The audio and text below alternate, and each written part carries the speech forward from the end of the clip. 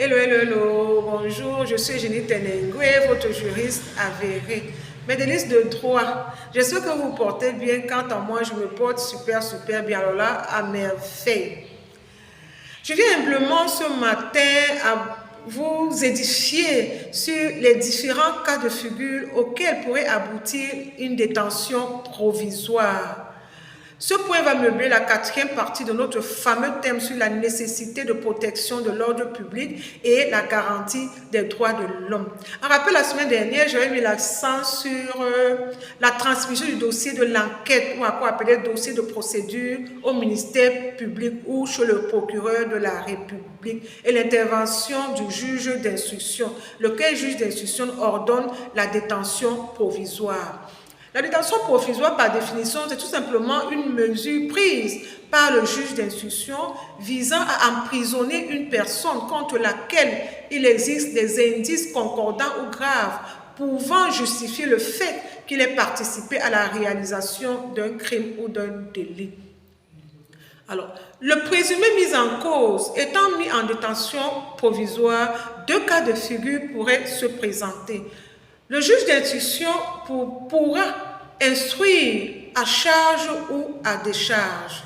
Dans le premier cas de figure, quand le juge d'instruction instruit à charge, ça suppose que le juge d'instruction, dans l'analyse des faits, a quand même estimé que les faits que le présumé mis en cause a commis ont participé à la réalisation de l'infraction pour laquelle il est poursuivi. À ce moment, le juge d'instruction va délivrer une ordonnance de renvoi. L'ordonnance de renvoi suppose que le juge d'instruction va transmettre le dossier chez le juge de jugement.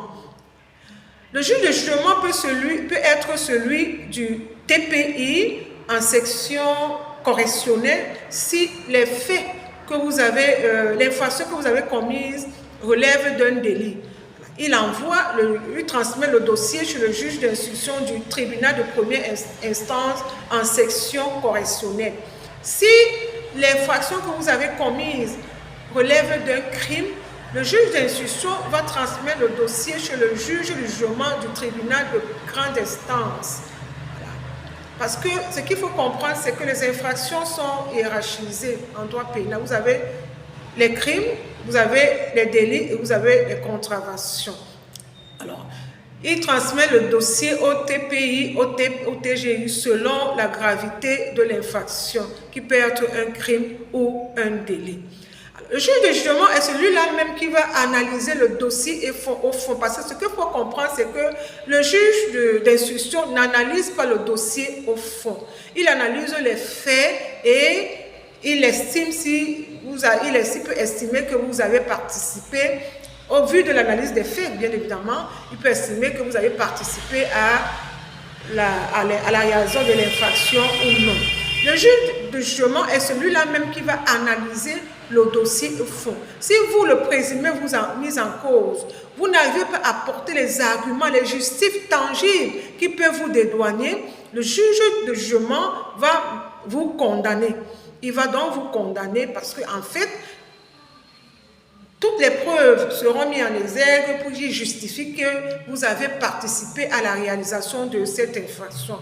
Le juge de jugement va ainsi vous condamner, mais sauf que vous avez la possibilité de faire appel. Il peut aussi arriver que le juge de jugement, dans son analyse au fond, et que vous-même vous ayez justifié que vous n'avez pas participé à la réalisation de cette infraction avec des preuves tangibles, des justifs tangibles, le juge de jugement pourra vous acquitter avec cessation de toute poursuite, avec libération. Ça, c'est le premier cas de figure. Le deuxième cas de figure est que le juge d'instruction pourrait vous instruire à décharge. Ça veut dire que dans l'analyse des faits, il n'a pas relevé vraiment des éléments qui pourraient vous instruire à charge, qui pourraient vous condamner. En ce moment, le juge d'instruction va délivrer une ordonnance de non-lieu qui suppose que vous serez libéré immédiatement avec cessation de toute poursuite. Alors, ce sont les deux cas de figure qui pourraient se présenter quand le présumé mis en cause est en détention provisoire. que ce soit que le juge d'instruction est instruit à charge ou à décharge. Ces deux cas de figure sont régis par le code de procédure pénale, notamment au Cameroun. Ce sont les articles 256 et 258 que voici.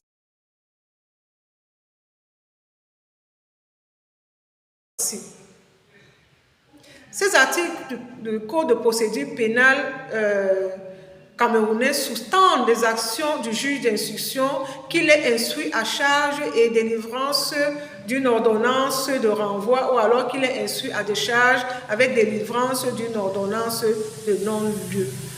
C'était tout pour cette partie. J'espère vous avoir apporté la quinquétance des cas de figure qui pourraient se présenter quand le présumé mis en cause est mis en détention provisoire. Je vous prierai de partager ma vidéo si vous l'avez aimée. Merci de la liker si vous l'avez aimé, ça va beaucoup m'encourager. Je vous ai dit, je suis sur YouTube, je réponds également sur Facebook. Ma nomination sur Facebook, c'est les droits de l'homme et l'équilibre pour une vie équilibrée. Voilà. Merci et agréable journée. Surtout, que Dieu vous bénisse. Au revoir.